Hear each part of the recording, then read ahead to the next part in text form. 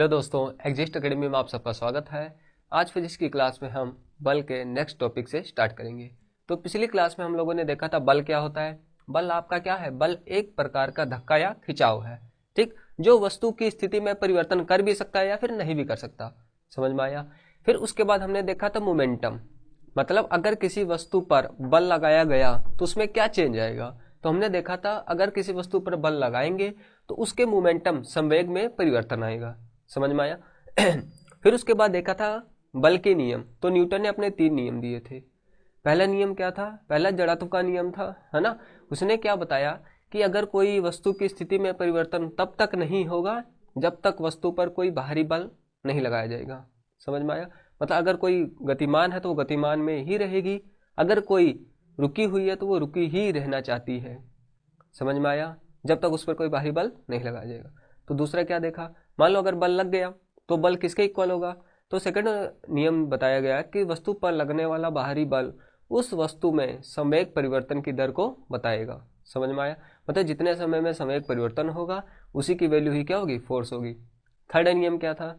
तीसरा नियम था आपका क्रिया प्रतिक्रिया का नियम। मतलब जो आपने बल लगाया, अब उसके रिस्पॉन्स में कौन सा बल हमारे ऊपर लगेगा, वही क्या है? आपका क्रिया प्रतिक्रिया का नियम। ठीक है ना।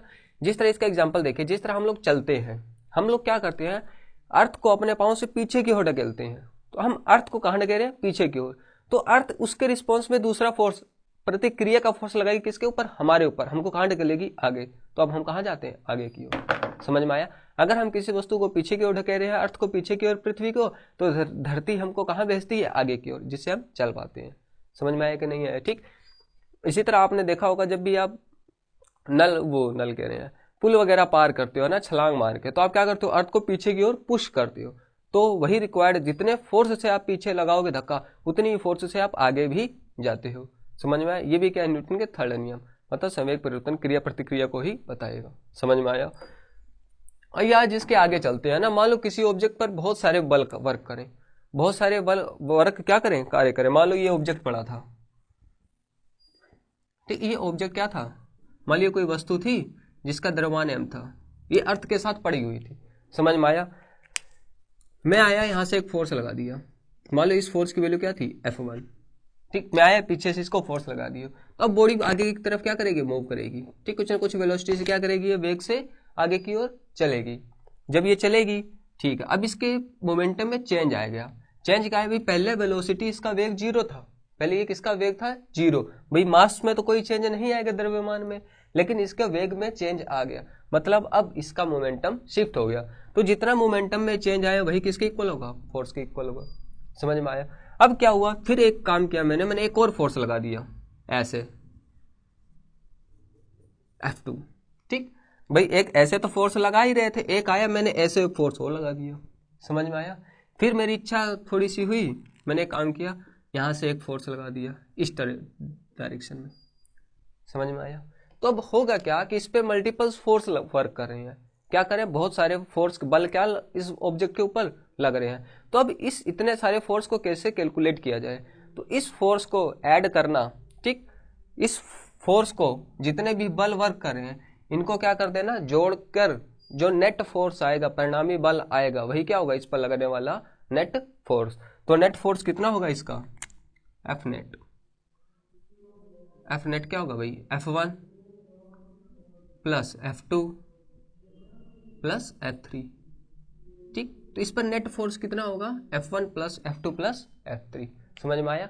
इसका समझाने का मतलब क्या था? अगर किसी भी वस्तु पर एक से ज्यादा बल लग रहे हो तो उस पर लगने वाला जो नेट बल होगा, परिणामी बल होगा, वो उन सभी बल के योग के क्या होगा? बराबर। अच्छा, तो डायरेक्ट नहीं ऐड करना है, अब उसको डायरेक्शन भी देखना पड़ेगा कि किस दिशा में वो बल वर्क कर रहा है। ठीक, ये आपको सदिश अदिश में पढ़ाया जाता है कि सदिश को कैसे जोड़ा जाता है। ठीक, उसके लिए एक अलग से क्लास रखेंगे सदिश के लिए, तो उसमें आपको समझाया जाएगा। ठीक, तो सदिश राशियां क्या होती है।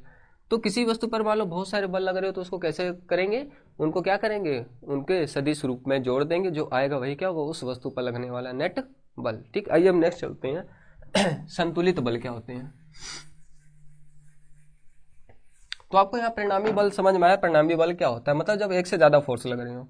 ठीक, अब आते हैं संतुलित और असंतुलित बल। संतुलित और असंतुलित बल।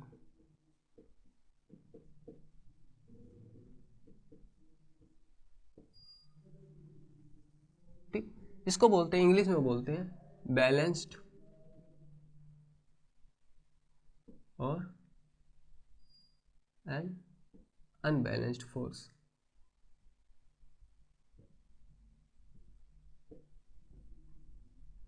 Balanced and unbalanced force. ठीक, देखो मान लो किसी ऑब्जेक्ट के ऊपर जो भी बल लग रहे हैं एक से ज्यादा, अब उन बलों को जब जोड़ा गया, जोड़ने के बाद अगर उस बल को जोड़ने के बाद आंसर 0 आ गया तो उस टाइप के बल को बोला जाता है बैलेंस फोर्स, वो संतुलित बल। ठीक, क्या संतुलित बल क्या होता है आपका? यदि परिणामी बल शून्य हो, यदि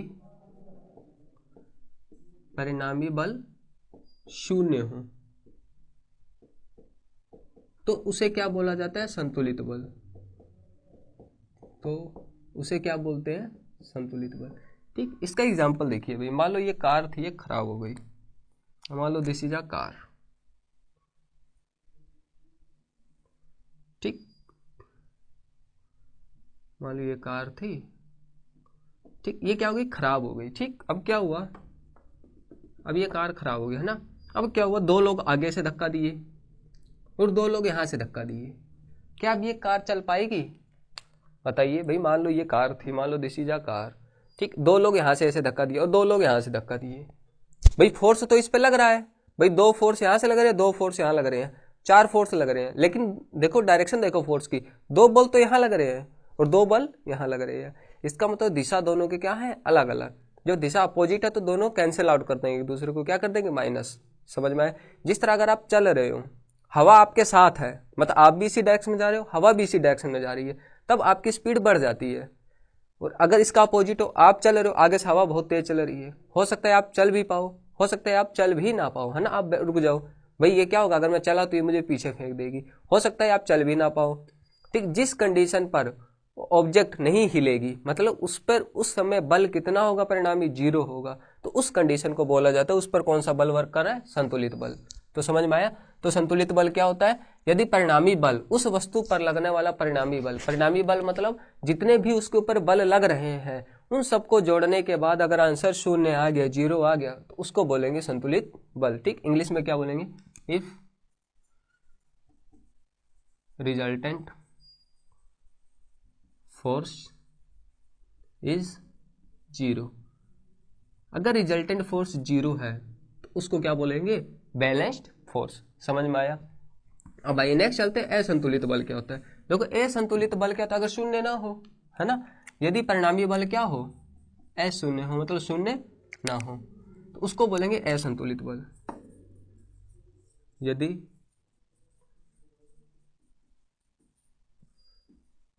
परिणामी बल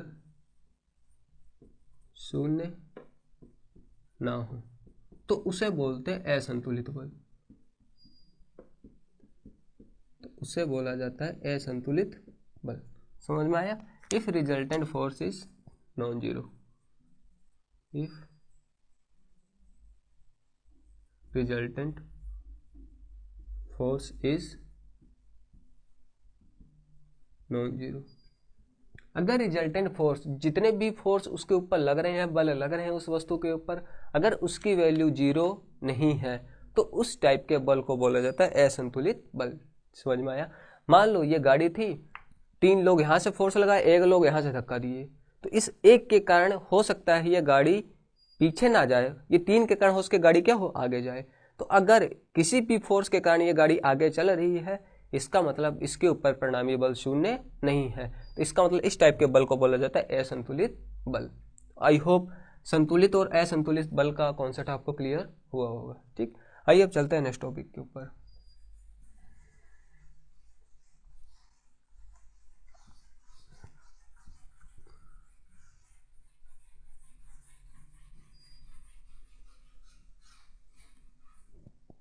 नेक्स्ट चलते हैं, जड़त्व के बारे में जानते हैं। ठीक, इनर्शिया क्या होता है? देखो आपने न्यूटन का पहला नियम पढ़ लिया, वो इनर्शिया पर ही आधारित है। ठीक, जड़त्व क्या होता है? आइए इसको समझते हैं। ठीक, कहते हैं ना चल बैठे बैठे झटका लगना, वो जड़त्व के कारण ही होता है। ठीक, जिस तरह आपने गाड़ी पे देखा होगा, है ना, चलते जैसे गाड़ी चल रही है, आप आराम की स्थिति में है, अगर अचानक गाड़ी क्या हुई, ब्रेक लगी, तो आप लोग आगे या पीछे की ओर धक्का लगता है। इसी तरह बस में, बस रुकी हुई है, आप भी बैठे हुए हैं, अचानक बस चल पड़ी, तब आपके बॉडी के ऊपर एक झटका लगता है। क्यों? देखो, आपकी बॉडी किस में थी? रेस्ट पे। जब गाड़ी रुकी हुई थी बस, आपकी बॉडी किस पे थी? रेस्ट पर। जैसे ही गाड़ी के ऊपर क्या लगा? फोर्स लगा, गाड़ी आगे की हुई चली, तब आपके जो बॉडी थी, उस बॉडी ने क्या किया? आपके इंटरनल ही चीज को क्या किया? विरोध किया, उसका अपोजिशन किया। तो इसी चीज को बोला गया है जड़त्व। क्या बोला गया है? जड़त्व। जड़त्व क्या होता है? जड़त्व किसी भी वस्तु का वो गुण होता है जो अपने ही उत्पन्न का क्या करता है? विरोध करता है। जो किसी वस्तु की स्थिति में क्या करता है? विरोध करता है। इसी तरह मान लो आप गाड़ी चल रही थी, गाड़ी में आप बैठे थे, उस समय गाड़ी अगर चल रही है जिस स्पीड से, तो उस गाड़ी से रिलेटेड जितनी भी चीजें होंगी, चाहे वो गाड़ी का क्या हो, बोनट हो, चाहे गाड़ी के क्या हो, शीशे हो, मिरर हो, है ना, चाहे गाड़ी की सीट हो, या फिर गाड़ी के अंदर बैठा कोई भी इंसान हो, सब उसी गाड़ी की स्पीड से क्या होंगे? चलेंगे।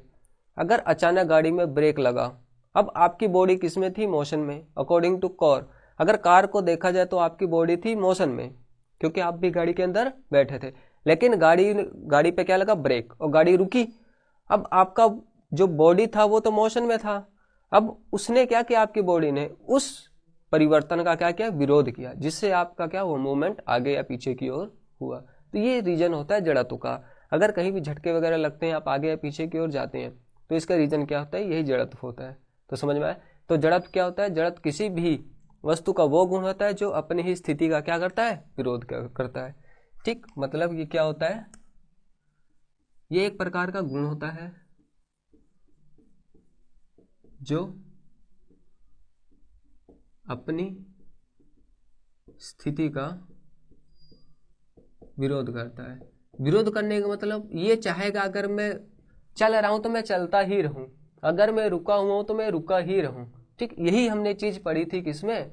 न्यूटन के पहले लॉ में। अगर कोई वस्तु क्या है? चल रही है, तो वो चलते ही रहना चाहती है, और अगर कोई रेस्ट पे, तो वो रेस्ट पे ही रहना चाहती है, जब तक उस पर कोई बाहरी बल ना लगाया जाए। तो जड़त्व भी यही कहता है, भाई अगर आप बाहरी बल नहीं लगाओगे तो मैं इस चीज का विरोध कभी नहीं करूंगा। अगर मैं गतिमान हूं तो मैं गतिमान ही रहूंगा, आप एक्सटर्नल कुछ वर्क मत करो। तो इसका मतलब इसे जड़त्व को ही न्यूटन का पहला नियम भी कहा जाता है। मतलब जो जड़त्व का नियम है उसको न्यूटन का पहला नियम भी कहा जाता है। तो जड़त्व क्या होता है? वो गुण जो अपनी स्थिति का विरोध करता है। ये क्या होता है? Which oppose to its position, जो अपनी ही पोजीशन का क्या करेगा? अपोज करेगा, उसी को क्या बोला जाएगा? इनर्शिया बोला जाएगा, या फिर जड़त्व बोला जाएगा। तो ये जड़त्व का कॉन्सेप्ट क्लियर हुआ। तो यही जड़त्व के ही नियम को बोला जाता है न्यूटन का पहला नियम। तो इसे न्यूटन का पहला नियम भी बोला जाता है। तो इस नियम को क्या बोला जाता है? इसे जड़त्व का नियम, law of inertia, law of inertia भी कहते हैं।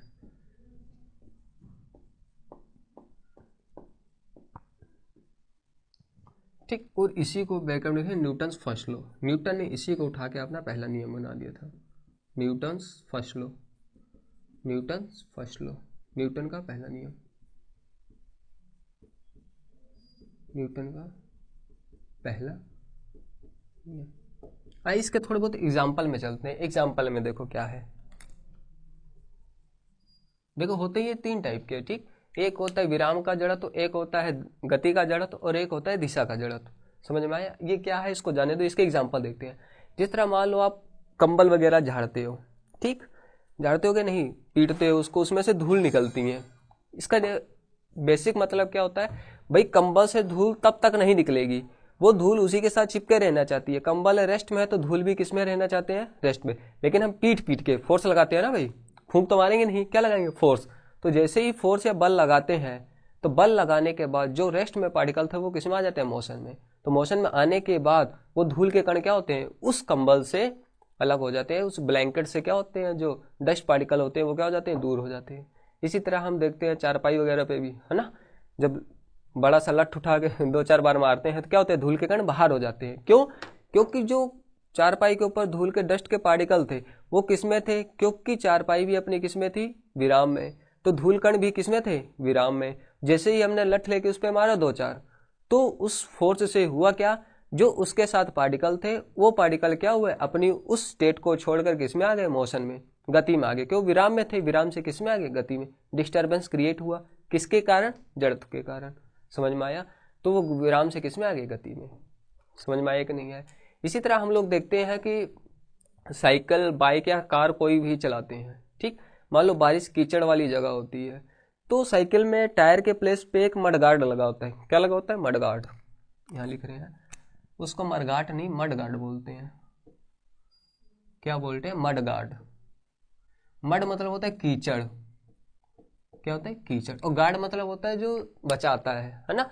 तो मडगार्ड करता क्या, अगर टायर मूव करेंगे, टायर क्या कर रहा है, मूव कर रहा है, तो टायर क्या करेगा भाई, न्यूटन के थर्ड लॉ, सड़क के ऊपर बल लगाएगा एक, कहाँ, पीछे की ओर, और धरती भी क्या करेगी, उसको आगे की ओर ढकेलेगी। और कीचड़ जो होंगे वो रेस्ट पे थे, फोर्स लगने के बाद वो मोशन में आएंगे, क्योंकि ये वृत्तीय गति है, वृत्तीय गति है ना, चक्के की गोल गोल गति करता है। तो उससे होगा क्या, वो कीचड़ उछल के कहाँ आएगा, हमारे पीठ पे पड़ेंगे भाई, शोल्डर पे पड़ने चाहिए, बैक पे पड़ने चाहिए। वो पड़ता क्यों नहीं है, क्योंकि उसके ऊपर एक मडगार्ड लगा होता है, वो उस कीचड़ के जो दिशा है उसी को चेंज कर देता है। तो जितने भी कीचड़ होते हैं वो किसमें जाके चिपक जाते हैं, मडगार्ड में चिपक जाते हैं। इसका रीजन भी क्या होता है, जड़त्व। समझ में आया? इसका रीजन भी क्या होता है, जड़त्व। समझ में आया? तो मडगार्ड जो लगता है वो किस प्रिंसिपल पे काम करता है, क्रिया प्रतिक्रिया का नियम होता है, जड़त्व के नियम पर। तो ये जड़त्व का नियम समझ में आया आपको, पक्का? चलिए अब चलते हैं आगे, हम आगे देखते हैं।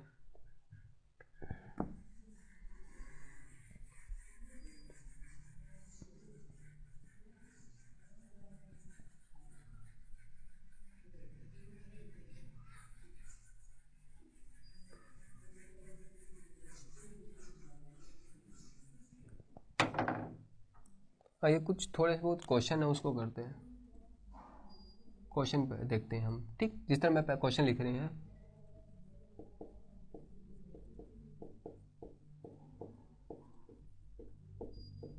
यदि किसी वस्तु पर 20 न्यूटन का बल, एक काम करो यहाँ लिख लो 5 किलोग्राम, यदि 5 किलोग्राम की वस्तु पर 20 न्यूटन का बल लगाया जाए तो उसमें उत्पन्न